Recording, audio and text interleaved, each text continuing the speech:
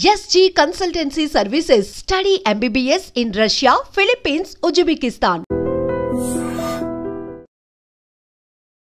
సాధారణంగా మనం ఏ health issue వచ్చినా మానసికంగా కానీ శారీరకంగా కానీ ఒక డైటిస్ట్ని కలవడం అయితే ఏంటి, ఒక సైకాలజిస్ట్ని కలవడం అయితే ఏంటి, ఒక న్యూట్రిస్ట్ దగ్గరికి వెళ్ళడం అయితే ఏంటి, ఇలా రకరకాల డాక్టర్స్ దగ్గరికి మనం వెళ్తూ ఉంటాము, సమస్యకు తగ్గట్టుగా చూస్ చేసుకుంటుంటాం. కానీ న్యూట్రిషనిస్టు సైకాలజిస్టు ఇద్దరి కాంబినేషన్ ఇదైతే మనం రేర్గానే చూస్తుంటాం. ఆ రేర్ కాంబినేషన్ పర్సన్ ఎవరైతే ఉన్నారో ఇప్పుడు దానికి సంబంధించిన మేడం నాతో పాటు ఉన్నారు. ఆ మేడం ఎవరంటే న్యూట్రిషనిస్ట్ శ్రీదేవి గారు. ఇప్పుడు మేడంతో మాట్లాడి మనం మంచి మంచి విషయాల గురించి తెలుసుకుందాం. నమస్తే మ్యామ్, ఎలా ఉన్నారు అని అడగకూడదు కూడా, చాలా చక్కగా యాక్టివ్గా మంచిగా కనిపిస్తున్నారు. Thank you. అయినా అడుగుతాను మ్యామ్, ఎలా ఉన్నారు? I'm fine, thank you. Ma'am, కొంచెం LDL ఫ్యాట్ పెరిగింది అనగానే చాలా టెన్షన్ పడిపోతుంటారు. వెంటనే డాక్టర్ని కలవాలి, అమ్మో నాకు ఏమైపోతుందో అని చెప్పి హడావిడి చేస్తుంటారు. నిజంగా దాని గురించి అంత భయపడాలంటారా మ్యామ్? యా, ముందు మనం LDL ఫ్యాట్ గురించి మాట్లాడుకునే దానికంటే ముందు అసలు కొలెస్ట్రాల్ అంటే ఏంటి, ఆ కొలెస్ట్రాల్ పేరు చెప్పగానే చాలామంది భయపడిపోతుంటారు. అదేదో చాలా క్లిష్టమైన లేకపోతే వెరీ బ్యాడ్ మెటీరియల్ అన్నట్టుగా బిహేవ్ చేస్తూ ఉంటారు, అవగాహన లోపం మూలాన. కొలెస్ట్రాల్ అనేది ఇట్స్ వ్యాక్సీ సబ్స్టెన్స్, ఒక రకమైన కొవ్వు పదార్థం. ఈ కొలెస్ట్రాల్ అనేది మనకి చాలా ఇంపార్టెంట్ అయిన సబ్స్టెన్స్ అన్నమాట. ఎందుకంటే శరీరంలో ఉత్పన్నమయ్యేటటువంటి విటమిన్స్ కానీ, అలాగే మనకి కొన్ని రకాలైన హార్మోన్స్ కానీ, కణాల చుట్టూ ఉండేటటువంటి సెల్ మెంబ్రెయిన్స్ కానీ, వీటన్నిటి ఉత్పత్తిలో కొలెస్ట్రాల్ది ప్రముఖమైన పాత్ర. అండ్ ఈ కొలెస్ట్రాల్ అవసరంలో 80% కొలెస్ట్రాల్ శరీరం తనకి తాను తయారు చేసుకుంటుంది. 20% మాత్రమే మనకి ఆహారం ద్వారా వస్తుంది. కానీ కొన్ని రాంగ్ ఫుడ్స్ తీసుకున్నప్పుడు ఆ శాతం పెరిగే అవకాశం ఉంటుంది. ఈ కొలెస్ట్రాల్ ఏంటంటే శరీరంలోని అన్ని భాగాలకి ట్రాన్స్పోర్ట్ అవ్వడం చాలా ఇంపార్టెంట్. అలా ట్రాన్స్పోర్ట్ అవ్వడానికి, since it is not water soluble, నీళ్ళల్లో కరగదు కాబట్టి బ్లడ్లో వెళ్ళాల్సిన అవసరం ఏర్పడుతుంది. అయితే ఈ బ్లడ్లో ట్రాన్స్ఫర్ చేయడానికి కూడా దానికి ఒక రకమైన ప్రోటీన్ అవసరం. ఆ ప్రోటీన్ని వెహికల్గా తీసుకుని బ్లడ్లో ట్రాన్స్పోర్ట్ అవుతుంది. దాన్ని లైపోప్రోటీన్స్ అంటారు. లైపోప్రోటీన్స్ 2 రకాలుగా ఉంటాయి. LDL ప్రోటీన్ ఒకటి, HDL ప్రోటీన్ ఒకటి. LDL అంటే low density lipoprotein, HDL is high density lipoprotein. మరి ఈ LDLని ఎందుకు మనం బ్యాడ్ కొలెస్ట్రాల్ అనుకుంటాము, ఎందుకు దాని పేరు చెప్పి అది కొద్దిగా ఇంక్రీజ్ అయినప్పుడు ఎందుకు భయపడతాం? కారణం చాలా సింపుల్ అమ్మ. లైపోప్రోటీన్ ఏదైతే LDL లో డెన్సిటీ లైపోప్రోటీన్ ఉంటుందో, దీని గుణం ఏంటి అంటే కొన్నిసార్లు ఎక్కువగా రక్తంలో దాని మోతాదు ఎక్కువగా ఉన్నప్పుడు కొన్ని పదార్థాలతో కలిసి అది గుండెలో ఉన్నటువంటి రక్తనాళాల్లో plaque formation or plaque formation అవుతుంది. అంటే చిన్న స్కేల్స్ లాగా తయారైపోయి అక్కడ పేరుకుపోతుంది అనమాట. అక్కడ పేరుకోవడం మూలాన అథెరోస్క్లిరోసిస్ అని, కరోనరీ ఆర్టరీ డిజీజ్ అని, స్ట్రోక్ అని, ఇలాంటివన్నీ వచ్చేదానికి అవకాశం ఉంటుంది. కాబట్టి LDL అనేది బ్యాడ్ కొలెస్ట్రాల్. అది కనుక మనకి పెరిగినట్లయితే గుండె సంబంధిత వ్యాధులు వచ్చేదానికి చాలా అవకాశం ఉంటుంది. కాబట్టి దాని గురించి తప్పనిసరిగా కేర్ తీసుకోవాల్సిన అవసరం ఉంది. కేర్ తీసుకోవాలి కానీ భయపడాల్సిన అవసరం ఏమీ లేదు. ఎందుకంటే ఇవన్నీ ఆహారం మూలాన వచ్చినవి. LDL అనేది పెరిగింది మన ఆహారం మూలాన వచ్చింది. ఆహారంతోనే సెట్ చేసుకోవచ్చు. దానికి ప్రత్యేకంగా మెడిసిన్ నేను ప్రపోజ్ చేయను. ఎందుకంటే because I'm A therapeutic nutritionist. మేము ఆహారం ద్వారా దాదాపు 80 రకాల జబ్బుల్ని హ్యాండిల్ చేస్తాము, 30 రకాల ఇన్ఫెక్షన్స్ని హ్యాండిల్ చేస్తాము, 12 రకాల క్యాన్సర్స్ని హ్యాండిల్ చేస్తాము, ఇంక్లూడింగ్ అడిక్షన్స్. దాదాపు 15-20 రకాల అడిక్షన్స్, ఫోబియాస్, ఇవన్నీ కూడా మేము ఆహారం ద్వారా హ్యాండిల్ చేస్తాం. Without medicine, without medication. ఎందుకు అంటే నాకున్న ప్రత్యేకత ఏంటి అంటే ఐఎమ్ ఏ సైకోసోమాటిక్ హీలర్ అనమాట. మనిషికి ఉన్న మనసుకి, శరీరానికి 2 రకాల రుగ్మతల్ని కూడా ఆహారం ద్వారా మనము సాల్వ్ చేస్తాము. So it is not a problem at all. LDL పెరగడం అస్సలు మంచిది కాదు. పెరిగిందన్న సందర్భంలో ఆహారపు అలవాట్లలో మనకి ఏవి డిఫెక్టివ్ అలవాట్లు ఏమున్నాయి అని చూసుకుని వాటిని సరిదిద్దుకుంటే ఈజీగా తక్కువైపోతుంది. 8 నుంచి 10 వారాల్లో ఈజీగా నార్మల్ లెవెల్కి వచ్చేస్తుంది. అయితే పెరిగితే అనుకున్నాం కదా మేడం, అసలు ఎంత మోతాదు ఉండాలి, దానికి మించి ఎంత పెరిగితే పెరిగినట్టు? అడల్ట్స్కి LDL 100 వరకు ఉండడము లిమిటేషన్. సో 125 to 140 వరకు ఇట్స్ అ వార్నింగ్ సిగ్నల్, మనం జాగ్రత్త తీసుకోవాలి. 140 దాటితే మాత్రము it is a serious warning signal that can lead to lot of problems. అది గుండె సంబంధిత వ్యాధుల వైపు మనం వెళ్ళడానికి మనని పూర్తిగా ఇచ్చేస్తుంది అనమాట. కాబట్టి ఎప్పుడైతే మనకి 100 to 140 మధ్యలో ఎల్డిఎల్ వాల్యూస్ చూపిస్తున్నాయో, 150 140 చూపిస్తున్నాయో, ఇట్స్ ఎ వార్నింగ్ సిగ్నల్ అనమాట. వెంటనే మనము ఆహారపరమైన మార్పులు చేసుకుంటే ఆ లెవెల్ని కిందకి తీసుకొచ్చేసేయచ్చు. అంటే అంత సీరియస్ కండిషన్లో ఉన్నప్పుడు కూడా వితౌట్ మెడికేషన్ ఓన్లీ ఫుడ్ ద్వారానే ట్రీట్ చేయొచ్చు. ఇది 140 150 అనేది it is a warning signal అమ్మా. దానికంటే ఎక్కువగా ఉన్నప్పుడు కూడా మనం వెనక్కి తీసుకురావచ్చు. Okay, all kinds of fats can be reduced ఆహారపు అలవాట్లు మార్చడం.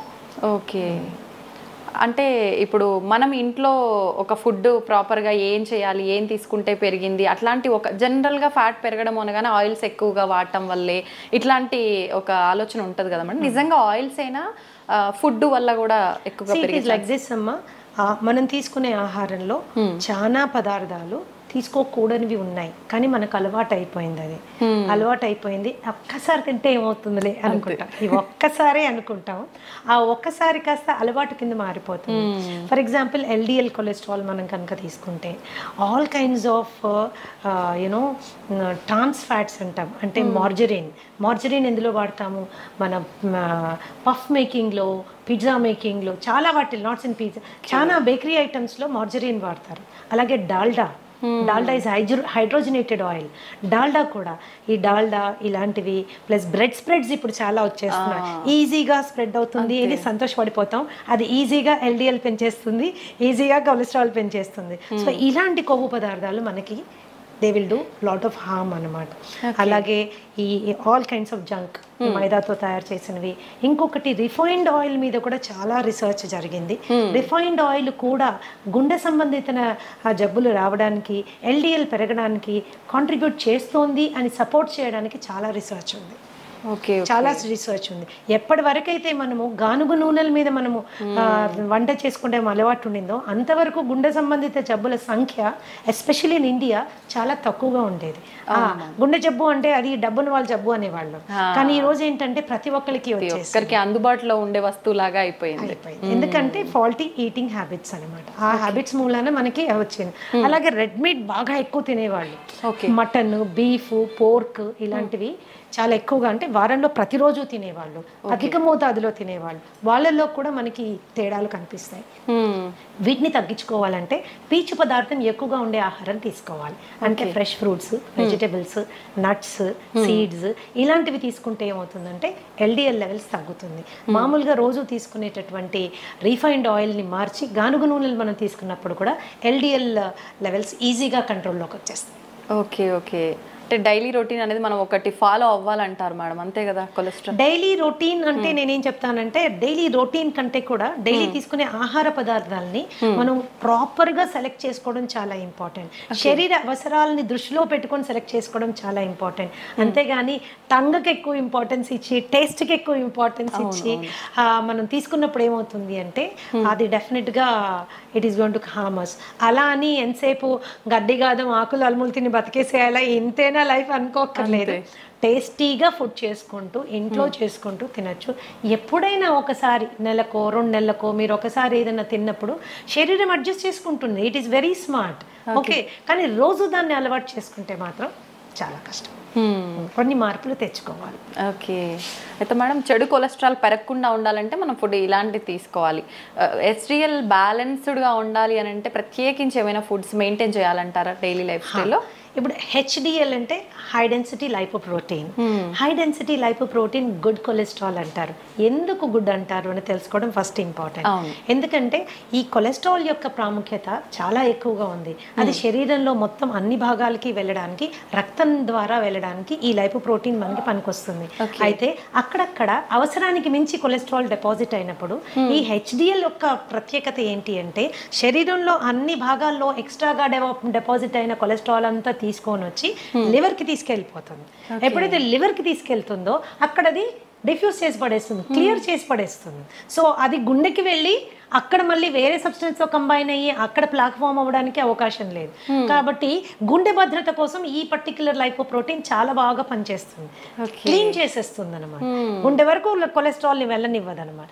అందుకని it is called good cholesterol, good cholesterol. So మనం రోజు తీసుకునే ఆహారాల్లో మనకి చక్కటి కొలెస్ట్రాల్ ఇచ్చే ఆహారాలు చాలా ఉన్నాయి.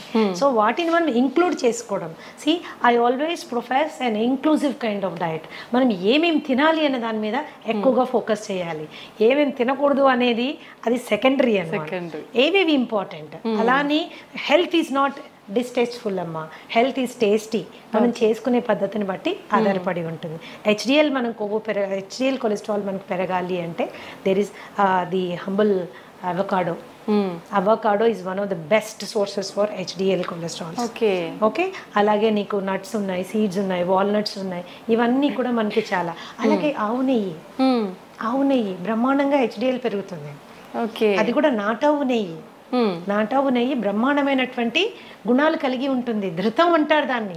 మాకు ఒక్కొక్కసారి ఒక సత్సంగంలో ఉన్నప్పుడు గురువుగారు చెప్పారు, పాతకాలంలో ధృతం అంటే ఏంటి అంటే చనిపోయిన వాళ్ళలో కూడా ప్రాణ ప్రతిష్ఠ చేయగలిగినటువంటి అద్భుతమైన గుణం కలిగింది అని అర్థమట. మరి అది నిజమో కాదో నాకు తెలియదు, కానీ ఆయన చెప్పిన విషయం నాకు చాలా నచ్చింది. ఇంకో మాట కూడా ఏం చెప్పారంటే ఆస్తులు అమ్ముకైనా ధృతం కొనుక్కొని దాంతో తినాలన్నారు. అంటే నెయ్యికి ఉన్నటువంటి ప్రాముఖ్యత అది. కొద్ది కాలం ఏంటంటే నెయ్యి తింటే లావైపోతారు, నెయ్యి తింటే కొలెస్ట్రాల్ వస్తుంది, ఇది చాలా తప్పమ్మా. ఎస్పెషల్గా మనం ఇంట్లో ఆవు పాలు కొనుక్కొని చేసుకునే నెయ్యి అతి శ్రేష్టం. రీసెంట్గా ఒక రీసెర్చ్ నేను I would like to share with you. చపాతీలు పూరీలు మనని డయాబెటీస్ వైపు నొట్టి పడేస్తున్నాయి అన్నది అందరికీ తెలుసు. ఈవెన్ పుల్కా కావచ్చు, చపాతి, గోధుమ పిండి. అయితే అదే గోధుమ పిండి చేసిన రొట్టె మీద నెయ్యి రాసుకుని తింటే మాత్రము కొద్దిగా దాని గ్లూకోజ్ లెవెల్స్ తక్కువగా వస్తున్నాయి అన్నది లేటెస్ట్ రీసెర్చ్. అంటే నెయ్యికున్న ప్రాముఖ్యత అలాంటిది అనమాట. మనం ఇంట్లో తయారు చేసుకునే వెన్నపూస, మజ్జిగ జల్లికి వచ్చే వెన్నపూస, లేకపోతే మనం ఇంట్లో తయారు చేసుకునే నెయ్యి, ఇవన్నీ చాలా they are very good fats అనమాట. హెచ్డిఎల్ లెవెల్ పెరగడానికి చాలా చాలా బాగా పనిచేస్తాయి. సో ఇట్లా మనము కొద్దిగా అవగాహన పెంచుకుంటే అంత లైఫ్లో పెద్దగా కాంప్రమైజ్ అవ్వాల్సింది ఏమీ లేదు, అంత కాంప్రమైజ్ అవ్వాల్సింది ఏమీ లేదు. చిన్న చేంజెస్ మాత్రమే, చాయిసెస్లో చిన్న చేంజ్ చేసుకోవాలి. ఏది మనకి కావాలి, ఏది మనకి వద్దు, ఈ చిన్న చేంజెస్ చేసుకుంటే కొలెస్ట్రాల్ ఇబ్బందే కాదు అసలు. ఎంత సింపుల్ గా చెప్పేస్తున్నారు మా అందరికి, అది ఒక పెద్ద భూతద్దంలో పెట్టి చూస్తున్నట్టు. అండ్ యాక్చువల్గా ఏంటంటే ఇంకొక రీసెర్చ్ ఏం చెప్తుందంటే కొద్ది మందిలో ఇన్ సమ్ పీపుల్ ఏమవుతుందంటే కొలెస్ట్రాల్ కి సంబంధించిన మందులు వాడినప్పుడు అది ఏమవుతుందంటే it is leading to increase in blood glucose levels, diabetes పెరిగేదానికి అవకాశం ఉంది అని కొన్ని రీసెర్చ్ చెప్తున్నాయి. కాబట్టి మెడిసిన్ వాడడం కంటే ముందు ఆహారపు అలవాట్లని జాగ్రత్తగా గమనించి ఒక క్వాలిఫైడ్ థెరప్యూటిక్ న్యూట్రిషనిస్ట్ దగ్గరికి వెళ్ళి ప్రాపర్గా డయాగ్నోస్టిక్ టెస్ట్లు చేసుకుని ఏది ఎక్కువ ఉంది, ఏది తక్కువ ఉంది, ఏది ఎలా తగ్గించుకోవాలి అని అవగాహన పెంచుకుని జస్ట్ 8 నుంచి 10 వారాల్లో మీ లిపిడ్ ప్రొఫైల్ని మీరు క్లీన్ చేసేసుకోవచ్చు. ఒక్కటే సలహా ఏంటి అంటే కేవలం ఏదో యూట్యూబ్లో వీడియో చూసో లేకపోతే ఫేస్బుక్లో పోస్ట్ చూసో స్వంత వైద్యం చేసుకుంటే మాత్రము it is going to be little difficult. ఏదైనా సైంటిఫిక్గా హ్యాండిల్ చేయాలి. మ్యామ్, నెయ్యి విషయానికి వస్తే మీరు ఇందాక నెయ్యి గురించి చెప్పారు కాబట్టి చాలా మంది నెయ్యి ఫుడ్తో కాకుండా డైరెక్ట్ స్పూన్తో తింటూ ఉంటారు. అట్లా తీసుకోవడం మంచిదే అంటే తాగుతూ ఉంటారు. ఎందుకంటే ఆవు నెయ్యిలో ఉండేటటువంటి గుణం ఏంటి ఉందంటే ఇట్ ఈస్ అది డైజెస్ట్ అయ్యాక మనకి బ్యూట్రిక్ యాసిడ్ ఫామ్ అవుతుంది. అందరికీ తెలుసుకోవాల్సిన విషయం ఏంటంటే మన మొత్తం మాయల పకీరు ప్రాణం చిలకలో ఉన్నట్టు మనిషి యొక్క ఆరోగ్య రహస్యం అంటే మానసిక ఆరోగ్యం కానీ శారీరక ఆరోగ్యం కానీ మన పొట్టలో పేగుల్లో ఉందన్నమాట. ఈ పేగుల్ని గట్ అంటారు. ఈ గట్లో 4300 రకాలైనటువంటి సూక్ష్మక్రిములు ఉన్నాయి. దీంట్లో మంచివి ఉన్నాయి, చెడ్డవి ఉన్నాయి. మంచివి ఎప్పుడు కూడా అధిక సంఖ్యలో ఉండడం మన ఆరోగ్యానికి చిహ్నం అన్నమాట. మంచివి పెంచడానికి అవసరమైనటువంటి తైలం నెయ్యి. ఓకే. సో నెయ్యి మీరు కూరల్లో వేసుకొని చేసుకోవచ్చు, అన్నంలో మొదటి ముద్దలో వేసుకొని తినచ్చు, గోరువెచ్చని నీళ్ళల్లో కలుపుకొని తాగొచ్చు, ఏదన్నా చేయొచ్చు. ఈ అన్ని రూపాల్లో మీరు తీసుకునే నెయ్యి మీ గట్ హెల్త్కి చాలా ఉపయోగపడుతుంది. ఆ నెయ్యి మరి ఎలాంటి నెయ్యి తీసుకోవాలి, that is an important question. Okay, ఆ నాటావు నెయ్యి అతి శ్రేష్టం, దాన్నే A2 ఘీ అంటారు.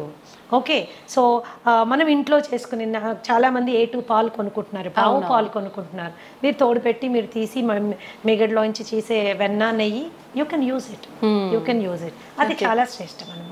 ఓకే మ్యామ్, కొలెస్ట్రాల్ విషయానికి వస్తే లివర్కి కొలెస్ట్రాల్ వచ్చింది అని చెప్పి చాలామంది టెన్షన్ పడుతూ ఉంటారు కదా, దానికి ఎటువంటి ఆహార పదార్థాలు తీసుకుంటే? లివర్కి కొలెస్ట్రాల్ కాదమ్మా, it is actually called fatty liver. Fatty liver రెండు రకాలుగా ఉంటుంది, alcoholic fatty liver and non alcoholic fatty liver. Okay, ఇప్పుడు నాలాంటి దాని దగ్గరికి ఎవరైనా ఫ్యాటీ లివర్ ఆల్కహాలిక్ వచ్చారనుకోండి, actually as a therapist I'm happy. ఎందుకంటే కొట్టి ఆల్కహాల్ బంద్ చేయించేస్తే ఫ్యాటీ లివర్ చాలా వరకు కంట్రోల్లో వచ్చేస్తుంది అనమాట. అది కేవలము ఆల్కహాల్ ప్రేరితంగా అక్కడ ఫ్యాట్ డిపాజిట్ అవుతుంది అనమాట. But non alcoholic fatty liver disease is very dangerous. ఇది రాముడు బుద్ధిమంతుడు అంటాడు కదా, స్మోక్ చేయడు, బయటకు వెళ్ళి ఏమి తినడు, ఇష్టం వచ్చినట్టు బిహేవ్ చేయడు, అలాంటి వాళ్ళకి వచ్చేటటువంటి ఫ్యాటీ లివర్ కండిషన్ ని non alcoholic fatty liver condition అంటారు. దానికి మనము చాలా ఆహారపరమైన జాగ్రత్తలు తీసుకోవాలి. మరి ముఖ్యంగా కార్బోహైడ్రేట్ విపరీతంగా తినడం తగ్గించేసుకోవాలి, అలాగే ట్రాన్స్ ఫ్యాట్స్ మనం తీసుకోవడం తగ్గించుకోవాలి, అలాగే LDL లెవెల్ కంట్రోల్లో ఉండేటట్టుగా మనం చూసుకోవాలి. ఈ ఫ్యాటీ లివర్ వచ్చిన వాళ్ళలో చాలా మందికి fatty liver is sometimes considered as a predisposing character for diabetes. అంటే షుగర్ రావడానికి ముందు చాలా మందికి ఫ్యాటీ లివర్ వచ్చేస్తుంది, దాన్ని చాలా తేలికగా తీసుకుంటారు. ఏం లేదండి, కాస్త ఎక్సర్సైజ్ చేయండి, కాస్త ఇలా ఉండండి, కాస్త అలా ఉండండి అని. That is not the way, you have to take it serious. ఎందుకంటే ఈ ఫ్యాటీ లివర్ స్టేజ్ 1 నుంచి స్టేజ్ 2, స్టేజ్ 2 నుంచి స్టేజ్ 3, అక్కడి నుంచి ఫైబ్రోసిస్, సిరోసిస్, క్యాన్సర్ వరకు వెళ్ళే అవకాశం ఉంటుంది.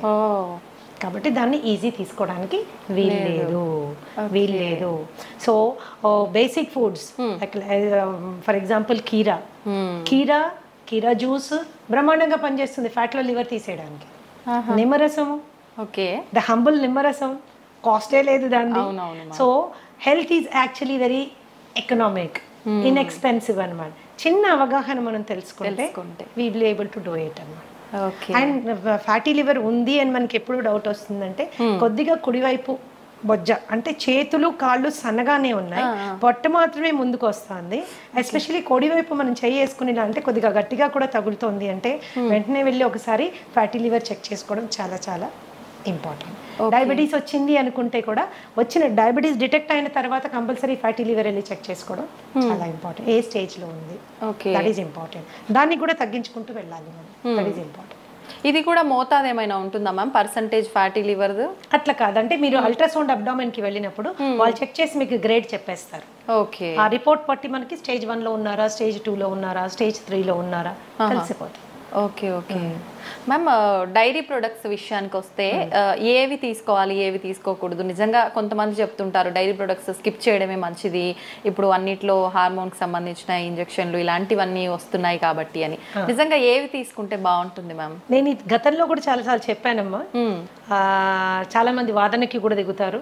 మన తాతలు, తండ్రులు, ముత్తాతలు అందరూ పాలు తాగారు, ఇప్పుడు మీరెందుకు చెప్తున్నారు పాలు తాగకూడదని? పాలు డెఫినెట్ గా ఇట్స్ ఏ హోల్సమ్ ఫుడ్. మరి పిల్లలకి ప్రోటీన్ ఎలా వస్తుంది, పిల్లలకి మనకి కాల్షియం ఎలా వస్తుంది, ఇవి రెండు మనకు కావాలంటే పాలు తాగాలి కదా. మన చిన్నప్పటి నుంచి తాగాం కదా, ఇప్పుడు మీరు కొత్తగా ఇలాంటి వింత విషయాలు చెప్తున్నారు ఏంటి అని. సో తప్పులు మీరు చెప్పింది కూడా కరెక్టే. ఎప్పుడో మన తాతల తండ్రులంతా పాలు తాగారు, కానీ అప్పుడు ఆవులు వేరు, అప్పుడు పాలు వేరు. ఇప్పుడు ఆవులు వేరు, ఇప్పుడు పాలు వేరు. ఓకే, సో ఇప్పుడు చాలా సందర్భాల్లో మనం ప్యాకెట్ పాలు తెచ్చుకుంటే అవి అసలు పాలో కాదో మనకు తెలియదు. పాలల్లో నీళ్లు కలిపారనుకోండి, that is a healthy thing. అంటే ఓన్లీ నీళ్లు ఉన్నాయని సంతోషపడచ్చు మనం, కానీ నీళ్లు కాకుండా ఇంకెన్నెన్నో కలిపేస్తే అవి విషమై మనని ఎన్నో విధాలుగా మనని ఇబ్బంది పెడుతున్నాయి. మిల్క్ మీరు తీసుకున్నట్లయితే దాని ప్రోటీన్ కంటెంట్ కానీ, దాని కాల్షియం కంటెంట్ కానీ, నాన్ మిల్క్ సోర్సెస్ చాలా ఉన్నాయి.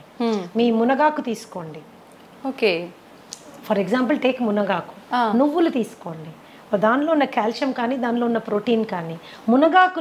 మునగాకు పచ్చిదానికంటే కూడా ఎండు పౌడర్ ఏదైతే ఉంటుందో, మునగాకు పౌడర్ ఏదైతే ఉంటుందో బ్రహ్మాండంగా కాల్షియం లెవెల్స్ అనమాట. ఓకే.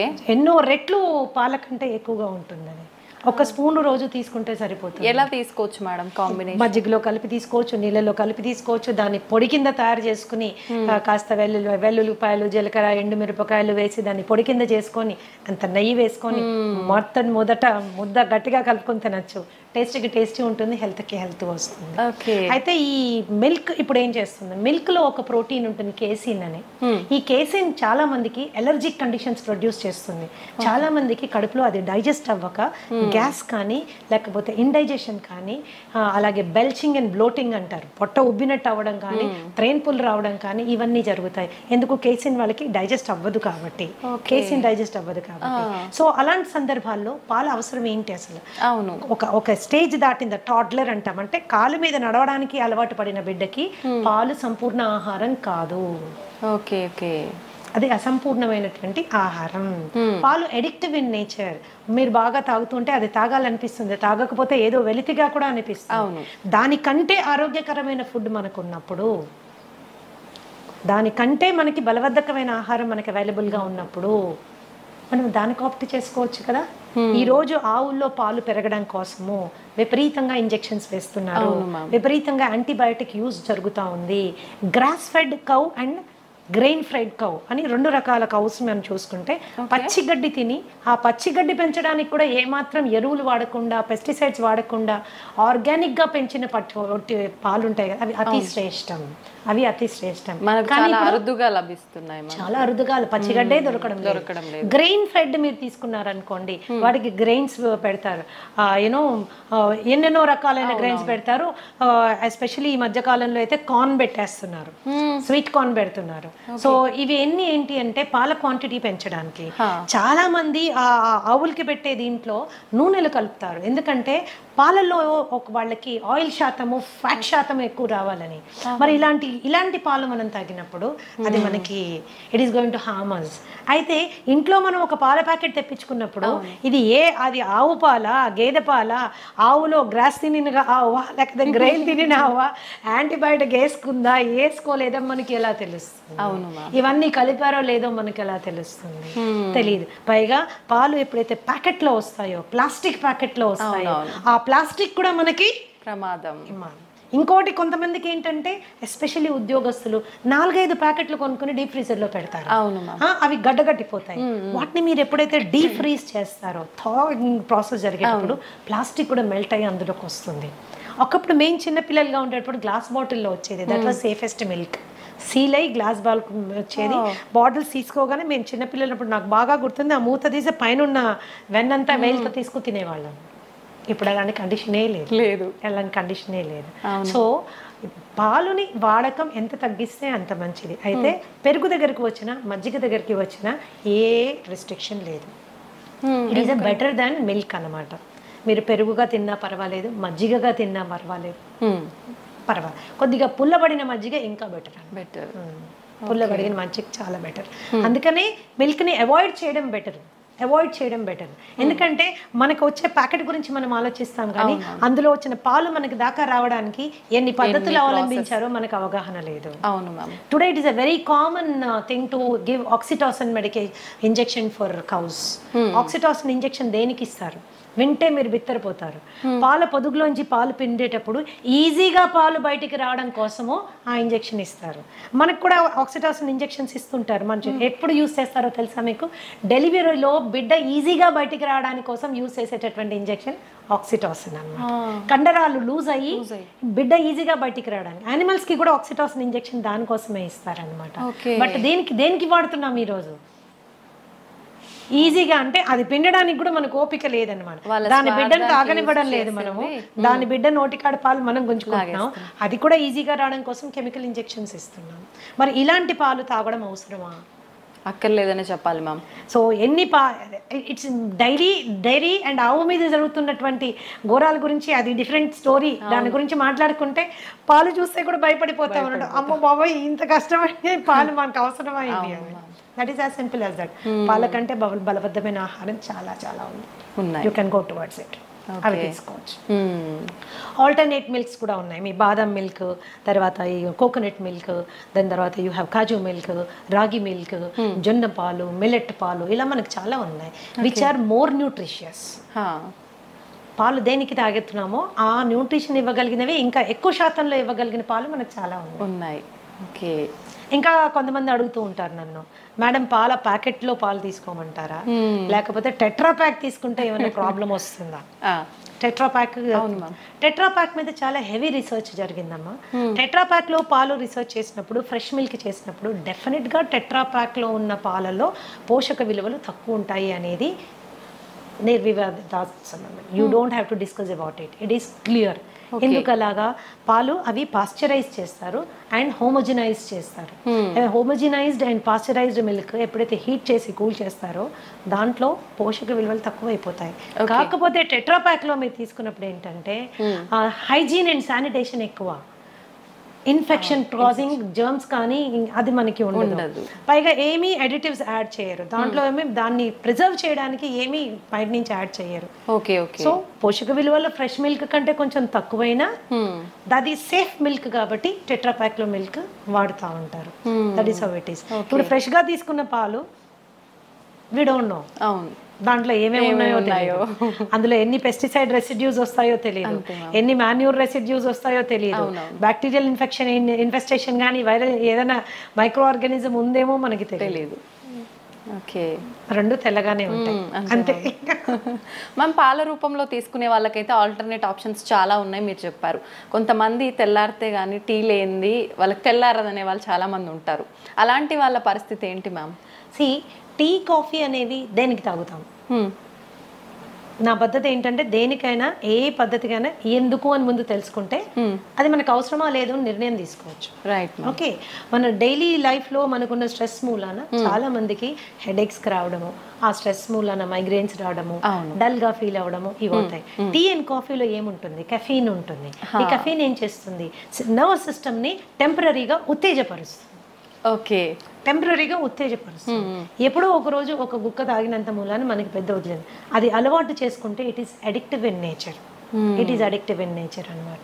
సో టీ మంచిదా కాఫీ మంచిదా అని కూడా కొంతమంది అడుగుతుంటారు. దీంట్లో నేనేమంటానంటే మీరు పాలు షుగర్ లేకుండా ఏది తాగినా మంచిదే. Okay, black tea black coffee ఏది తాగినా మంచిదే. ఇంకా మీరు బ్లాక్ టీని చాలా లైట్ గా చేసుకొని దాంట్లో కొద్దిగా నిమ్మరసం యాడ్ చేసుకొని కొన్ని నానబెట్టిన సబ్జా గింజలు వేసుకొని దాంట్లో కొద్దిగా ఒక 2 or 3 leaves ఆఫ్ మింట్ అంటే మన పుదీనా కట్ చేసి వేసుకొని తాగండి, అద్భుతంగా ఎంజాయ్ చేస్తారు. And maybe 1 or 2 times tea తాగడమే ఇంపార్టెంట్ అనుకుంటే బ్రహ్మాండమైన ఆరోగ్యం ఇచ్చే అద్భుతమైనటువంటి పోషక విలువలు ఉండేవి బొచ్చడని టీస్ ఉన్నాయి. For example green tea is the best tea. Okay, green tea అంటే డిప్ టీ కాదండి. గ్రీన్ టీ ఆకులు తెచ్చుకోవాలి, ఒక చిన్న ఇన్ఫ్యూజర్ కొనుక్కోండి. అంటే ఒక కప్పులో ఇంకో కప్పు ఉంటుంది, దానికి చిన్న హోల్స్ ఉంటాయి. దాంట్లో మనం గ్రీన్ టీ లీవ్స్ ఒక స్పూన్ వేసుకుని హాట్ వాటర్ వేసుకుంటే ఇన్ఫ్యూజ్ అయ్యి the best thing will come on. Green tea is anti inflammatory and it is anti cancerous. మన మెటబాలిజంకి చాలా బాగా పనిచేస్తుంది. It is good for everything. కానీ ప్రతిదీ తీయగా ఉండాలంటే కష్టం. ప్రతిదీ తీయగా ఉండాలంటే మనకి కష్టం. సరే, తీయగా ఉండాలి అనుకుంటే మీరు దాంట్లో న్యాచురల్ రా హనీ వేసుకోవచ్చు. బట్ అది ఇంకొక స్కామ్. మనకి ఏది హనీయో ఏది బెల్లం మడ్డో ఏది చక్కెరపాకమో మనకి తెలుసుకోలేము, అంత టైం కూడా లేదు. That is how it is. Organic గా చేసినటువంటి బెల్లం పౌడర్ కొంతమంది వాడుకుంటారు, పర్వాలేదు, అది కూడా పర్వాలేదు. As long as remaining conditions అన్ని నార్మల్ గా ఉన్నప్పుడు మనకి ఇవన్నీ పెద్దగా కాంట్రిబ్యూట్ అవ్వాలి. రిమైనింగ్ కండిషన్స్ నార్మల్ పెట్టుకోవడం చాలా ఇంపార్టెంట్. ఎన్నో రకాల టీ ఉందమ్మా. ఫర్ ఎగ్జాంపుల్ హైబిస్కస్ టీ అని ఉంటుంది, మందార పువ్వులు ఆకులు రెక్కలతో చేసింది. జాస్మిన్ టీ ఉంది. there are so many teas. మేమైతే మా ట్రీట్మెంట్ ప్రొసీజర్స్లో దాదాపుగా నేను 25 రకాల టీలు వాడతాను. ఓకే. ఇవి మంచి ఆరోగ్యం వైపు నా క్లయింట్స్ అందరినీ తీసుకెళ్ళడానికి చాలా ఉపయోగపడుతుంది. మచ్చా టీ అని ఉంటుంది. ఫైబ్రాయిడ్స్ ఉన్నవాళ్ళు, యూటరైన్ ప్రాబ్లమ్స్ ఉన్నవాళ్ళు, మెన్స్ట్రల్ సైకిల్ రెగ్యులర్గా లేని వాళ్ళు ఇలాంటి టీ తీసుకోవచ్చు. సాంఫ్ టీ అని ఇస్తాము. డైజెషన్ సరిగ్గా లేని వాళ్ళు, అరుగుదల చాలా తక్కువగా ఉన్నవాళ్ళు, తినగానే వాళ్ళకి విపరీతమైన ప్రాబ్లం ఉన్నవాళ్ళు, కాన్స్టిపేషన్ ఉన్నవాళ్ళు, వీళ్ళందరికీ సాంఫ్ టీ ఇస్తాము. Okay. Like asthma, breathing problems ఉన్నాయి అండ్ డైజెషన్ ఇష్యూస్ ఉన్నాయి, ఇలాంటి వాళ్ళకి జింజర్ టీ ఇస్తాము. అలాగే ఆకుల టీ తీసుకున్నారంటే అది పెద్ద టాపిక్ అన్న. దాదాపుగా 100 రకాల టీస్ గురించి మనం మాట్లాడుకోవచ్చు. అవి మనకి ఎంత చీపు, ఎంత హెల్త్ ఇస్తాయి అన్న దాని మీద క్లియర్గా డిస్కస్ చేసుకోవచ్చు అనమాట. So general coffee and tea కంటే కూడా మీరు ఇలాంటి కైండ్ ఆఫ్ వాటిని అలవాటు చేసుకుంటే అదేదో వెచ్చగా తాగాలి అనే ఒక కోరిక తీరుతుంది, హెల్త్ కూడా ఎఫెక్ట్ అవ్వదు. 1-2 సార్లు టీ తాగితే ప్రాణ నష్టం ఏమీ లేదమ్మా, అదే పనిగా తాగితేనే. ఓకే. మీరు కాఫీ తాగాలి అనుకుంటే black coffee is a better option than with tea. And లేదు పాలు కావాలి, పాలు లేకుండా నేను చేయలేను ఫిక్స్ అయ్యారనుకోండి, ఓట్ మిల్క్తో తాగండి, కోకోనట్ మిల్క్తో తాగండి, ఆల్మండ్ మిల్క్తో తాగండి. ఆప్షన్స్ ఉన్నాయి, తెలుసుకోవడము చేసుకోవడమే అంతే. ఓకే. ఖచ్చితంగా మనం ముందు వీడియోలో టీస్ గురించి కూడా టాపిక్ చేసుకుందాం మ్యామ్. ఓకే మ్యామ్, మీరు అన్ని రకాల హెల్త్ ఇష్యూస్కి 80 దగ్గర చెప్పారు. హెల్త్ ఇష్యూస్కి ఓన్లీ ఫుడ్ తోటే ట్రీట్ చేస్తుంటాము అని చెప్పి. డయాబెటీస్కి కూడా అలానేనా మేడం? డయాబెటీస్ వచ్చిన వాళ్ళు ఖచ్చితంగా లైఫ్ లాంగ్ మెడిసిన్ వాడాల్సిందే అని అంటుంటారు కదా, దానికి కూడా ఫుడ్ ద్వారా తగ్గించవచ్చు అంటారా? యాక్చువల్గా మనం చాలా అందరు చూసే వ్యూవర్స్ కూడా గమనించాల్సింది ఏంటంటే, డయాబెటీస్ రావడానికి 2 ప్రధానమైన కారణాలు. ఒకటి ఫాల్టీ ఈటింగ్ హ్యాబిట్స్, సరైన ఆహారపు అలవాట్లు లేకపోవడం. ఓకే. 2 మనసులోను కలిగేటటువంటి భావాలని, భావోద్వేగాలని మన శరీరం పైన ఇన్ఫ్లుయెన్స్ పెట్టేంతగా పెంచి పోషించుకోవడం, కంట్రోల్ చేసుకోవడానికి సరైన అవగాహన పెంచుకోకపోవడం. ఓకే. ఇవి 2 విషయాలు. అంటే ఒకప్పుడు స్ట్రెస్ అంటే ఏంటమ్మా, stress is a necessary evil of life. దాన్ని ఫ్లైట్ ఆర్ ఫైట్ ఇమోషన్ అనేవాళ్ళు. అంటే కొన్ని వేల సంవత్సరాల క్రితం ఈ శరీరం ఫస్ట్ టైం ఫామ్ అయినప్పుడు మనకు ఒకటే స్ట్రెస్ ఉండేది. అదేంటి, ఏదైనా యానిమల్ వచ్చి మనం చంపేసేది, లేదా మనం ఏదైనా యానిమల్ చంపి తినేసేవాళ్ళం. ఇదే స్ట్రెస్. ఇంతకు మించి ఇంకేం స్ట్రెస్ లేదు. ఆ స్ట్రెస్ సిచ్యువేషన్ వచ్చినప్పుడు ఏమయ్యేది, శరీరంలో ఉన్నటువంటి శక్తి అంతా చేతుల్లోకి కాళ్ళల్లోకి వచ్చేసేది. ఎందుకు, చేతులతో కొట్లాడాలి, కాళ్ళతో పరిగెత్తేది పోవాలి. ఈ 2 మనకి కావాల్సినటువంటి సందర్భం ఉండేది. కానీ ఇప్పుడేంటి, జీవితంలో అందరూ లయన్స్ టైగర్లే. బాస్ ఒక లయన్ టైగరే, భార్య ఒక లయన్ టైగరే, భర్త కూడా లయన్ టైగరే, ఆఖరికి పనమ్మాయి కూడా లయన్ టైగరే. సో వీళ్ళందరూ కలిసి మనకి ఎన్నో రకాలైన స్ట్రెస్ క్రియేట్ చేస్తున్నారు. అయితే ఈ పరిస్థితుల్లో ఏమవుతుంది, ఎప్పుడైతే ఎనర్జీ చేతుల్లోకి కాళ్ళల్లోకి రావాలో, శరీరం ఇంటెలిజెంట్గా ఏం చేస్తుంది, మిగతా అవసరం లేని సిస్టమ్స్ని షట్ డౌన్ చేస్తుంది, బంద్ చేస్తుంది. బంద్ చేసినప్పుడు ఏమవుతుంది, ఫస్ట్ సిస్టమ్ ఏంటి బంద్ అయ్యేది, డైజెస్టివ్ సిస్టమ్. అందుకనే స్ట్రెస్ఫుల్గా ఉన్నప్పుడు తిన్నది అరగదు, తిన్నది అరగదు, ఒక రకంగా మనకి డిఫరెంట్ గా ఉంటుంది. ఓకే, ఎందుకు అది క్లోజ్ అయిపోయింది. తర్వాత అది రిలాక్స్ అయిపోయి మళ్ళీ స్టార్ట్ అయినప్పుడు ఏంటి, మళ్ళీ అంటే డైజెషన్ ప్రాసెస్ కొద్దిగా ఆగి జరుగుతుంది అనమాట. It is not giving us proper ఇది. అండ్ ఇంకొకటి, డయాబెటీస్కి వచ్చేసరికి చాలా మంది ఓన్లీ 3 రకాల టెస్టులు చేసుకొని ఆ డయాబెటీస్ని హ్యాండిల్ చేయాలనుకుంటారు. అంటే for example fasting sugars, post lunch sugars, ఇప్పుడు HbA1c, ఈ 3 మాత్రమే చేసుకుని వాళ్ళు డయాబెటీస్ని కంట్రోల్ చేసుకోవడానికి రకరకాల మందులు తీసుకుని ముందుకు వెళ్తూ ఉంటారు. నేనేమంటానంటే, ఏ జబ్బు మనకి వచ్చినా రూట్ కాజ్ తెలుసుకోవడం చాలా ఇంపార్టెంట్. నాకు డయాబెటీస్ ఎందుకు వచ్చింది, వై. సో మా దగ్గర మేము ట్రీట్మెంట్ చేసేటప్పుడు కూడా ఖచ్చితంగా రూట్ కాజ్ అనాలిసిస్ అని 13 రకాల బ్లడ్ టెస్ట్లు చేయిస్తాం to understand the inside of a person, లోపల ఏం జరుగుతోంది. చాలా మటుకు మనకి అవుట్వర్డ్గా మనకి సిమ్టమ్స్ తెలియవు. అవును ma'am, we don't feel it. వెళ్ళి చెక్ చేసుకుంటే కానీ మనకి తెలియదు. That is how it is. And ఈ డయాబెటీస్ వచ్చిన వాళ్ళు టైప్ 2 డయాబెటీసా, టైప్ 1 డయాబెటీసా, బేసిక్ వాళ్ళు తెలుసుకోవాల్సి ఉంటుంది మనకి. ఒకవేళ టైప్ 2 డయాబెటీస్ మనం మాట్లాడుకుంటే సి పెప్టైడ్ అని ఒక టెస్ట్ ఉంటుంది. సీరం ఫాస్టింగ్ సి పెప్టైడ్ అంటే ఏం భోజనం చేయకుండా సి పెప్టైడ్ టెస్ట్ చేసుకుని ఆ సి పెప్టైడ్ వాల్యూ మనకి ప్యాంక్రియాస్ ఎంత పనిచేస్తుంది, ప్యాంక్రియాస్ పని చేయకపోవడం మూలానే డయాబెటీస్ వస్తుంది. కాబట్టి ప్యాంక్రియాస్ పనితీరు ఏ విధంగా విధంగా ఉంది, ఎంత ఇన్సులిన్ ప్రొడ్యూస్ చేయగలుగుతుంది అనేది ఎస్టిమేట్ చేయడము very very very very important.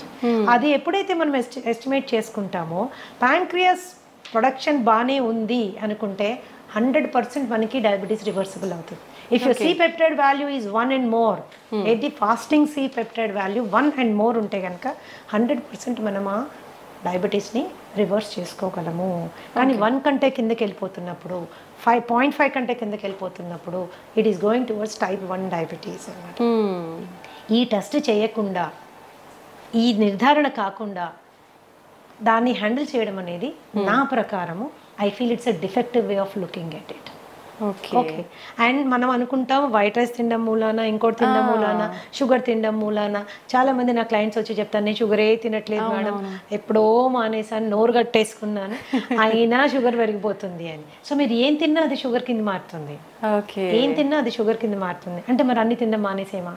చాలా మంది ఈ షుగర్ పేషెంట్స్ వీక్ అయిపోతారు, ఎందుకంటే భయపడిపోతారు. అమ్మో ఇది తిరిగితే షుగర్ పెరుగుతుంది, అది తింటే షుగర్ పెరుగుతుంది, అది తినకూడదు, ఇది తినకూడదు, అది మానేయండి, ఇది మానేయండి. అది కాదు, ఫస్ట్ లోపల ఏం లోపాలు ఉన్నాయో తెలుసుకోవాలి. ఓకే, లోపల ఏం లోపాలు ఉన్నాయో తెలుసుకోవాలి. వైటమిన్ డి లెవెల్స్ ఎన్ని ఉన్నాయో మనకు తెలియాలి. And there is direct and indirect relationship between vitamin D levels and diabetes, అది మనం ఖచ్చితంగా తెలుసుకోవాలి. B12 ఎంత ఉంది, దానికి దీనికి కనెక్షన్ ఏంటి? వైటమిన్ సి, దాని పరిస్థితి ఏంటి, దానికి డయాబెటీస్కి కనెక్షన్ ఏంటి? Lots of research is available. ఎంతసేపటికి మనము షుగర్ లెవెల్ తగ్గించడం మీదనే ఫోకస్ చేయడం బదులుగా శరీరానికి కావాల్సిన శక్తిని, దానికి కావాల్సిన విటమిన్స్ని, దానికి కావాల్సిన మినరల్స్ని, దానికి కావాల్సిన ప్రతి పోరాడే వెపన్ని మనం ఇచ్చామనుకోమా, అది డయాబెటీస్ని తన్ని బయటికి తరిమేస్తుంది. That's what it is. It's very simple అన్నమాట. కాబట్టి it is a lifestyle disorder. అది లైఫ్ స్టైల్ అంటేనే మనం పద్ధతులు సరైన నిద్ర లేదు, సరైన ఆహారం లేదు, తీసుకునే ఆహారం టైం ప్రకారం తీసుకోము, అండ్ విపరీతమైన స్ట్రెస్. ఈ స్ట్రెస్ని మేనేజ్ చేసుకునే దానికి కూడా మనము ఎటువంటి జాగ్రత్త తీసుకోము. అందుకే మా దగ్గరికి వచ్చినప్పుడు మేము ఏం చేస్తామంటే డయాబెటీస్ని మేము వెనక్కి తీసుకెళ్లే టైంలో, because I'm a psychosomatic healer, ఖచ్చితంగా మానసిక ఒత్తిడిని తగ్గించేటటువంటి ఆహారము, శారీరకమైనటువంటి అవసరాలు అంటే దాని vitamins and mineral balances support చేసేటటువంటివి పెట్టుకుంటూ వెళ్తాం. కాబట్టి ఓకే, ధనాధన్ షుగర్ లెవెల్స్ పడడం స్టార్ట్ అవుతాయండి. ఒకసారి షుగర్ లెవెల్స్ పడడం స్టార్ట్ అయితే మెడికేషన్ డోసేజ్ నెమ్మదిగా తగ్గించుకుంటూ వెళ్తాము. ఒకసారి అలా తగ్గించుకుంటూ వెళ్ళి 1 fine day ఆ మెడిసిన్ ఎత్తిపడేస్తాము. ఓకే, ఈ స్టేజ్ని రెమిషన్ స్టేజ్ అంటారు. Remission is purely temporary stage of health.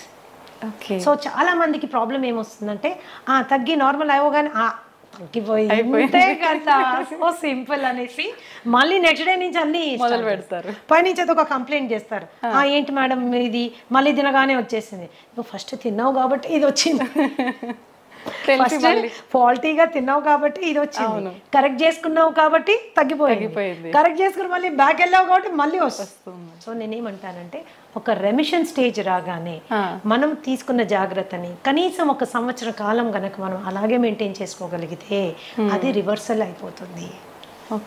అది రివర్సల్ అయిపోతుంది. డయాబెటీస్ తగ్గించుకోవడానికి ఆడ మగ తేడా లేదు, వయస్సుతో తేడా లేదు, మీ డయాబెటీస్ వయస్సు కూడా తేడా లేదు. అది 20 ఏళ్ళ నుంచి ఉంది, 15 ఏళ్ళ నుంచి ఉంది, 30 ఏళ్ళ నుంచి ఉంది, నేను టాబ్లెట్లు వేసుకుంటున్నాను, ఇన్సులిన్ వేసుకుంటున్నాను, ఏ దాన్నైనా మనం వెనక్కి పట్టుకెళ్ళచ్చు. చిన్న పిల్లల్లో కూడా ఇప్పుడు చిన్న పిల్లల కండిషన్ డిఫరెంట్ అమ్మా. That is called type 1 diabetes. Type 1 diabetes వచ్చినప్పుడు మనము again C peptide fasting post lunch 2 చేసుకుంటాము. సి పెప్టైడ్ వాల్యూ చాలా తక్కువ ఉంటుంది.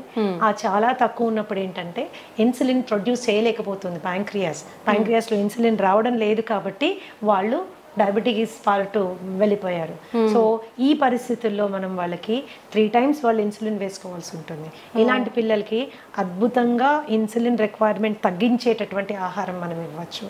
Regeneration therapy for type 1 diabetes కూడా ఉంది, కాకపోతే దాని పర్సంటేజ్ 100% అని మనం గట్టిగా చెప్పలేము.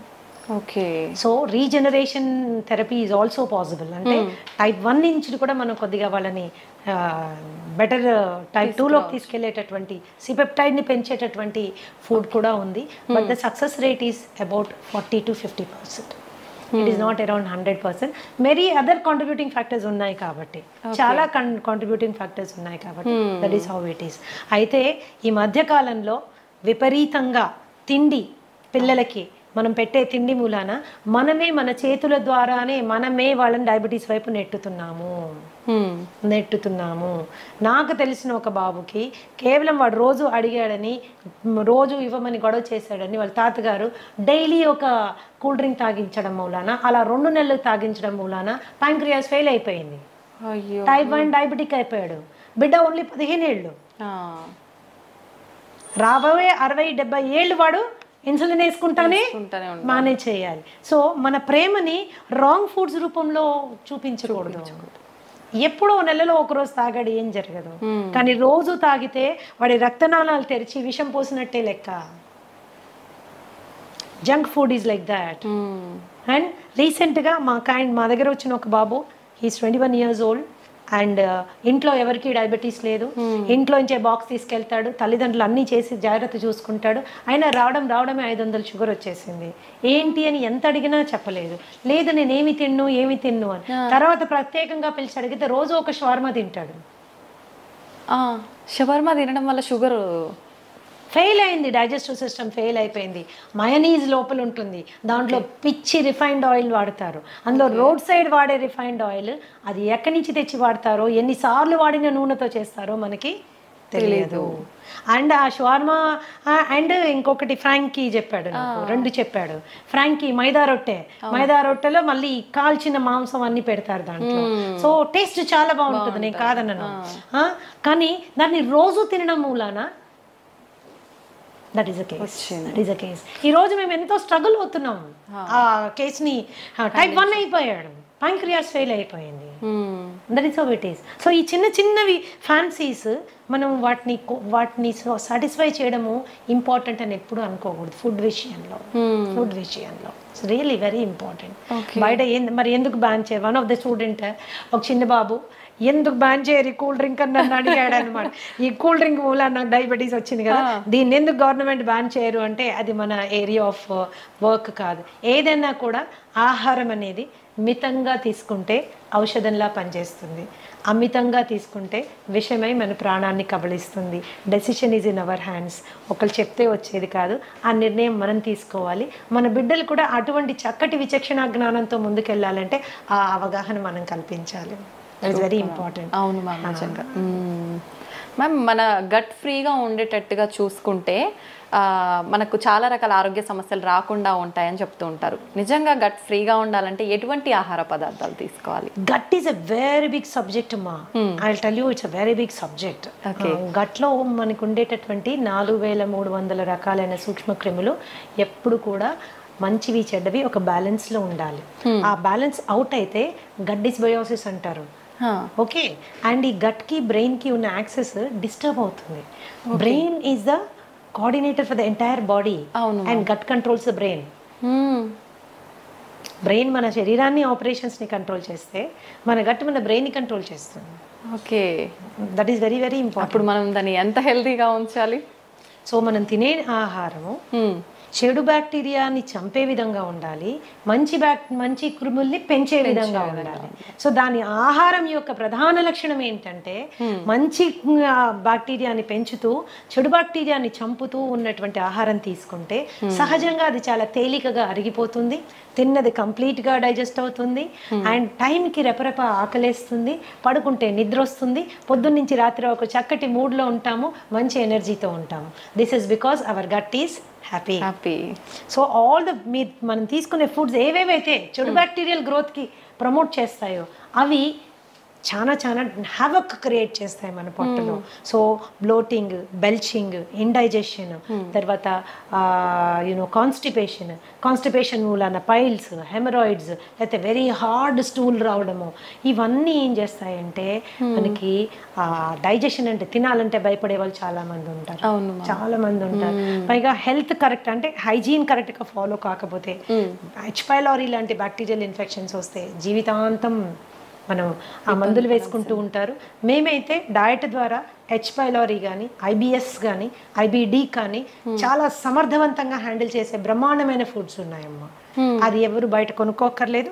మీ ఫుడ్ మీరు ఇంట్లో చక్కగా చేసుకోవచ్చు, శుభ్రంగా తినచ్చు, సంతోషంగా ఉండొచ్చు. This is how it is. కేవలం మందుల ద్వారా ఎంత సక్సెస్ మీరు వస్తుందో దానికి డబుల్ సక్సెస్ ఆహారం ద్వారా వస్తుంది. దాని డబుల్ సక్సెస్ ఆహారం ద్వారా వస్తుంది. సో గట్ని ఇప్పుడు కూడా ఆరోగ్యంగా ఉంచుకోవాలి. చక్కటి పీచు పదార్థాలు ఉండేటటువంటి వెజిటబుల్స్ అండ్ ఫ్రూట్స్ మనం తీసుకోవాలి. చాలా మందికి ఏంటి అంటే వెజిటేరియన్స్ అయిపోండి, మీట్ మానేయండి అని చెప్తారు. చికెన్ మటన్ తినబాకండి, పొట్టంతా గడబడైపోతుంది, వేస్ట్ అని. నేనేం చెప్తానంటే ఆహారపు అలవాట్లు మనసుకి బాగా నచ్చిన ఫుడ్ని పక్కన మానేస్తే ఆత్మారాముడు బాధపడతాడు. ఎక్కడో ఫీల్ అవుతాం మనం, ఏంటి లైఫ్, ఏమి తినలేము, నాకు నచ్చిన చికెన్ తినలేకపోతున్నాను, నాకు నచ్చింది అది తినలేకపోతున్నాను, ఏంటి ఇట్లా అసలు లైఫ్ బేసిక్ ఫుడ్స్ అవి. అప్పుడు ఏంటంటే they are upset about it. When they are upset nothing can be set. When you're upset nothing can be set అని అంతా డిస్టర్బ్డ్ గానే ఉంటుంది. సో చికెన్ మటన్ లాంటివి తినేటప్పుడు కూడా దాని కాంబినేషన్స్ మంచి ఫైబర్ ఫుడ్ తో కాంబినేషన్ చేసుకుని మీరు తిన్నప్పుడు ఎటువంటి ఇబ్బంది రాదు, ఈజీగా డైజెస్ట్ అవుతుంది. So easy digestion is very important. Easy digestion అంటే ఓన్లీ పెరుగన్నం కాదండి, you can eat everything in life. So మంచి వెజిటబుల్స్, ఎగ్స్, పెరుగు, తర్వాత you can have all these things అనమాట. అండ్ పీచు పదార్థం అనగానే అన్నీ ఏవో పిల్లలకి గ్రీన్ ఆకులు చూడగానే చిరాకు వస్తుంది, ఇప్పుడు ఈ గడ్డి తినాలా అని. సో అలా కాదు. So you can go for everything, all kinds of కాంబినేషన్స్లో మనం వెళ్ళచ్చు. అలాగే మనకి రాజ్మా ఆర్ మన కాబూలీ చనా, బొబ్బర్లు, ఇలాంటివన్నీ మనకి చాలా మంచి ప్రోటీన్ ప్లస్ మంచి ఫైబర్తో వస్తుంది. అది తిన్నప్పుడు ఏంటంటే మనకి గట్ సెట్ అవుతుంది. దెర్ ఈస్ ఏ వే అండి, 8 to 12 weeksలో సెట్ చేసేస్తాం గట్ విత్ ఫుడ్ ఓన్లీ. అది ఎంత సీరియస్ ఇష్యూ అయినా. కాబట్టి నేనేం చెప్తున్నానంటే చక్కటి ఆహారాన్ని ఎన్నుకోండి. హోమ్ మేడ్ ఫుడ్కి 90% ఇంపార్టెన్స్ ఇవ్వండి. పార్టీలు ఇంట్లో హోస్ట్ చేయండి. మనం కావాల్సిన డ్రింక్స్ కానీ ఏదైనా కూల్ డ్రింక్స్ అట్లాంటివి కూడా ఇంట్లో చాలా చేసుకోవచ్చు. డెజర్ట్స్ అంటారా, బ్రహ్మాండమైన స్వీట్లు హెల్దీగా చేసుకోవచ్చు. ఓకే, బ్రహ్మాండంగా. జీవితంలో ఏది వదులుకోవాల్సిన అవసరం లేదు. ఎంజాయ్మెంట్ ఇన్ రైట్ వే చేసుకుంటే నీ గట్ని gut is the starting point for all diseases. దాదాపుగా 200 రకాలైనటువంటి జబ్బులు ఇక్కడి నుంచి స్టార్ట్ అవుతాయి.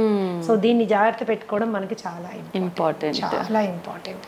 ఏం ఫుడ్స్ ఉన్నాయి, ఎలా తినాలి, that is how it is. ఎప్పుడన్నా ఒక రోజు అంటే మేడం మమ్మల్ని హోటల్కే వెళ్ళొద్దంటారా, నేను ఒక్కసారి కూడా బిర్యానీ తినద్దా, ఇంకా నేను ఎందుకు అందులో హైదరాబాద్లో ఉండి నన్ను బిర్యానీ తినద్దంటారా అంటే ఓఎస్ తినండి, తప్పకుండా, ఎందుకు మానేస్తారు, అలా మానేయమని చెప్పట్లేదు. కానీ దానికి మీ పొట్టని మిమ్మల్ని ప్రిపేర్ చేసుకోండి. Go to A place where biryani is done with ghee and not with Dalda. ఇంట్లో మీ ఆవిడకి బిర్యానీ చేయడం నేర్పించండి, కానీ ఇంట్లో చేస్తే మనకు నచ్చదు కదా. సో మీరు అలా తిన్నప్పుడు ముందు రోజు వెనక రోజు కూడా there are certain things you have to follow so that you can balance your. ఇందాక చెప్పాను, ఇప్పుడు చెప్తాను, మళ్ళీ కూడా చెప్తానమ్మా, ఎప్పుడో 2-3 నెలలకు ఒకసారి చేసింది మనకి అది బాడీ ఎఫెక్ట్ అవ్వదు.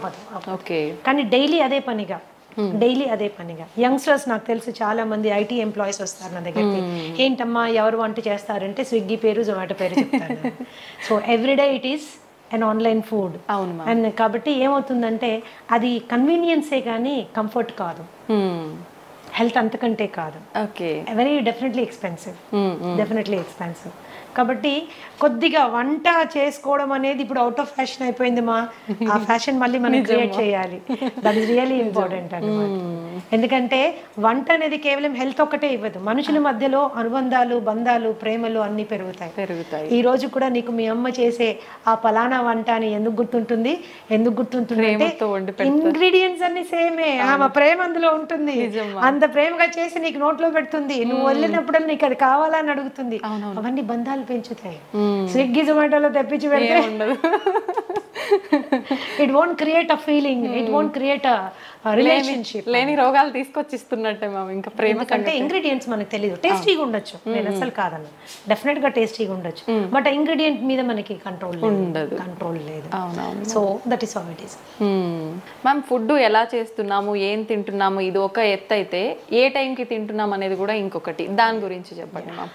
ఒకటిమా ఏ టైంకి తింటున్నామో ఎన్నిసార్లు తింటున్నామో, these are 2 very important things everybody should understand. So research ఈరోజు there is loads of research ఏం చెప్తుంది అంటే snacking is the worst habit. పొద్దున్న బ్రేక్ఫాస్ట్ తిన్నాము, మధ్యాహ్నం లంచ్ తిన్నాము, రాత్రికి డిన్నర్ తిన్నాము, ఇది ఎప్పుడు మనకి ట్రబుల్ క్రియేట్ చేయదు. ఓకే, పొద్దున్న బ్రేక్ఫాస్ట్ తిన్నాము, మధ్యలో టీ అండ్ స్నాక్స్ తిన్నాము, మధ్యాహ్నం మళ్ళీ లంచ్ తిన్నాము, 4 గంటలకు సమోసా తిన్నాము, 5 గంటలకు కాఫీ తాగాము, 6 గంటలకు టీ తాగాము, 7 గంటలకు 7:30కి వెళ్ళి మళ్ళీ డిన్నర్ తిన్నాము, రాత్రి 12ంటికి పడుకునేటప్పుడు స్విగ్గీలో ఏదో ఒకటి తెప్పించుకుని తిన్నాము. This is going to cause trouble. This leads to obesity. Okay, extra calories మూలన వెయిట్ పుట్ ఆన్ అవ్వడం స్టార్ట్ అవుతుంది. వెయిట్ ఒకసారి పుట్ ఆన్ అయ్యారంటే, ఒబెసిటీ అనేది ఏంటంటే ప్రపంచంలో అన్ని కండిషన్స్ కంటే అతి దారుణమైన పరిస్థితి. కొన్ని millions of people are dying because of obesity, అధిక బరువు మూలాన. Okay, so this is very important. ఏ రోజైనా ఇప్పుడు మీరు ఆ మధ్యలో తినే స్నాక్స్ని కట్ చేయండి, న్యాచురల్గా స్లిమ్గా అవ్వడం స్టార్ట్ అవుతారు, ఫేస్ కాంతివంతంగా అవుతుంది. Snacks will do a lot of. ఒకవేళ స్నాక్ తినవలసిన అవసరం వస్తే హెల్తీ ఆప్షన్ చెక్ చేసుకోండి, హెల్తీ ఆప్షన్ తీసుకోండి. ఎప్పుడైతే మీరు బాగా డీప్ ఫ్రైడ్ మైదాతో చేసినటువంటి సమోసాస్, కచోరీస్ ఇలాంటివి తిన్నారనుకోండి, తిన్న 10 నిమిషాల లోపల సివియర్ డిహైడ్రేషన్ అవుతుంది. ఓకే, దాహం వేస్తుంది. ఆ దాహం వేయగానే మనం ఏం చేస్తాం, కూల్ డ్రింక్ తాగుతాం. ఈ కూల్ డ్రింక్ తాగితే ఏమవుతుంది, బొచ్చడంత sugar will go into your bloodstream. There is a spurt, sudden గా రేజ్ అవుతుంది, అవసరం లేని క్యాలరీస్. ఆ టైంకి మీరు టెంపరీగా ఎగ్జైటెడ్గా ఉంటారు. తర్వాత ఏమవుతుంది, 15 నిమిషాల లోపల ఈ రైజ్ అయింది టక్ అని పడిపోతుంది. It causes irritation, anxiety and depression. Okay, it is a cycle అన్నమాట.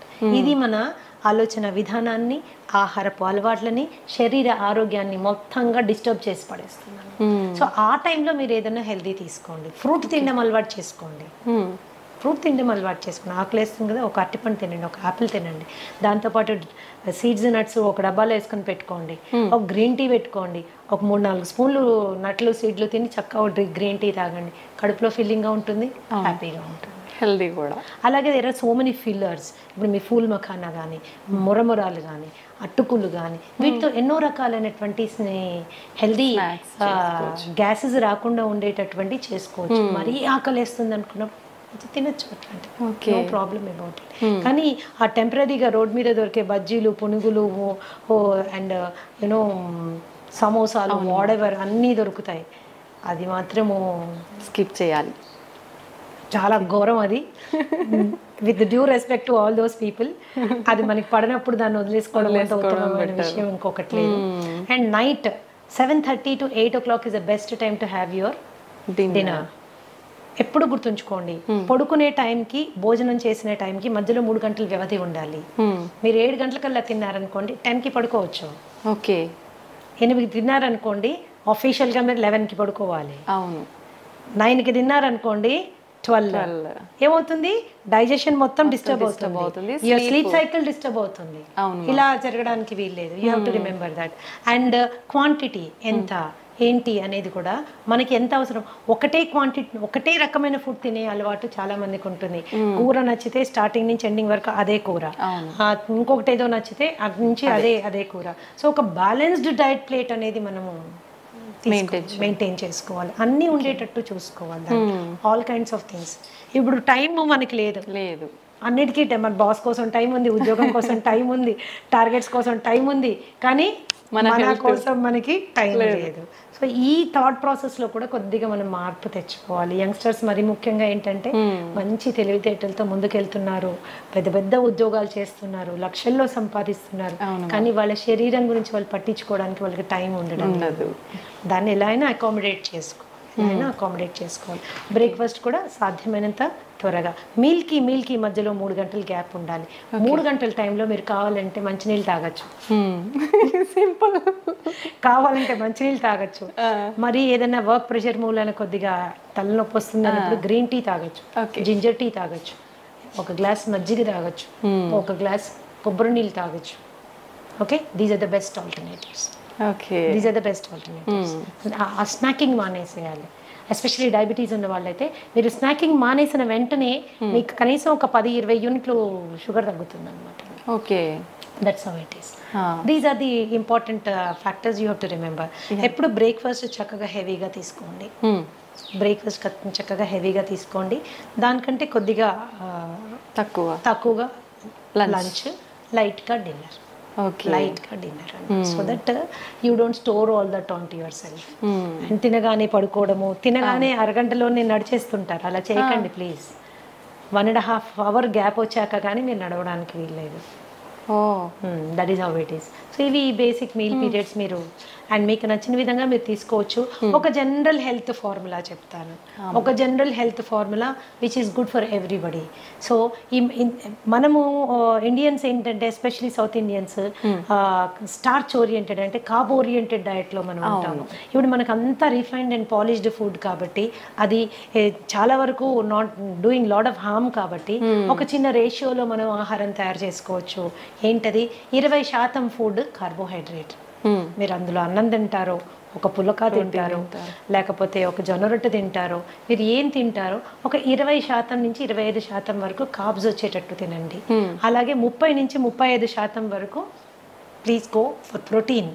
ఓకే, గుడ్లు, పన్నీరు, తోఫు, చికెన్, తర్వాత మటన్ కూడా తీసుకోవచ్చు. మనం అంటే ఎవ్రీడే కాదు, జనరల్గా చెప్తున్నాను. అన్నీ ఇలా మీరు తీసుకోవచ్చు. అండ్ అట్లీస్ట్ 40% ఎనర్జీ కొవ్వులోంచి వచ్చేటట్టుగా మీరు డైట్ని మోడిఫై చేసుకుంటే, నెయ్యిలోంచి, కోకోనట్ ఆయిల్లోంచి, అవకాడోస్లోంచి, ఎస్ మనం తీసుకునే నట్స్ అండ్ సీడ్స్లోంచి మనకి ఎనర్జీ వచ్చేటట్టు పెట్టుకుంటే ఏమవుతుంది? It will balance your metabolism అనమాట. And especially lifestyle disorders like you know BP కానీ, షుగర్ కానీ, ఇలాంటివి, థైరాయిడ్ కానీ, ఇలాంటివి రాకుండా మనము సేఫ్ గార్డ్ చేసుకోవచ్చు. ఎప్పుడు కూడా 0 కార్బోహైడ్రేట్ డైట్ ఎవరు తినకూడదు. ఓకే, ఎందుకంటే నర్వస్ సిస్టమ్కి కావాల్సిన ఎనర్జీ అంతా కార్బోహైడ్రేట్. ఓకే, నర్వస్ సిస్టమ్ కావాల్సినంత ఎనర్జీ కార్బోహైడ్రేట్. మీరు అసలు కార్బోహైడ్రేటే లేదనుకోండి, దెబ్బతింటుంది. That's going to cause lot of harm అన్నమాట. 0 కార్బోహైడ్రేట్ డైట్ ఎప్పుడు తీసుకోవద్దు. చాలా మంది చేసేస్తుంటారు, డైట్ అన్ని మానేస్తారు, ఉట్టి వెజిటబుల్స్ మాత్రమే. అందులో కూడా కొద్దిగా కార్బోహైడ్రేట్ ఉంటుంది, కానీ మనకు కావాల్సింది సరిపోదు అది. ఓకే ఓకే, మేము క్యాన్సర్ పేషెంట్స్కి కూడా 10-15% కార్బోహైడ్రేట్ పెడతాం నేను. ఓకే, బికాస్ నర్వస్ సిస్టమ్ మనము మేనేజ్ చేయాలి, బ్లాక్అవుట్ అయిపోతాం లేకపోతే. ఓకే, ప్రోటీన్ కూడా విపరీతం ప్రోటీన్ తీసుకోకండి. 1/2 కిలో చికెను, 1/2 కిలో మటను, లేకపోతే 1 డజన్ గుడ్లు, కొన్ని డైట్స్ నేను విన్నాను. ఇవేమవుతుందంటే మనకుండే కిడ్నీ ఎంత ఇంత, దాని మీద ఎంత లోడ్ వేసింది కిడ్నీ. ప్రోటీన్ ఫిల్టరేషన్ ఎక్కడ జరుగుతుంది? కిడ్నీలో జరుగుతుంది. లోడ్ వేయబాకండి. పీస్ఫుల్గా మీ డయట్లో 30-35% మీరు ప్రోటీన్ పెట్టుకోండి. మిగతా అదంతా ఎనర్జీ ఫ్యాట్లో వచ్చేటట్టు పెట్టుకోండి. కనీసం 40 నిమిషాలు ఏదన్నా మీరు జీవితాంతం చేయగలిగిన ఎక్సర్సైజ్ చేయండి. Any exercise which you can do always, అలాంటి ఎక్సర్సైజ్ చేయండి. సాధ్యమైనంత వరకు ప్రశాంతంగా ఉండే ప్రయత్నం చేయండి. That's how it is. It is a simple formula for health. Okay.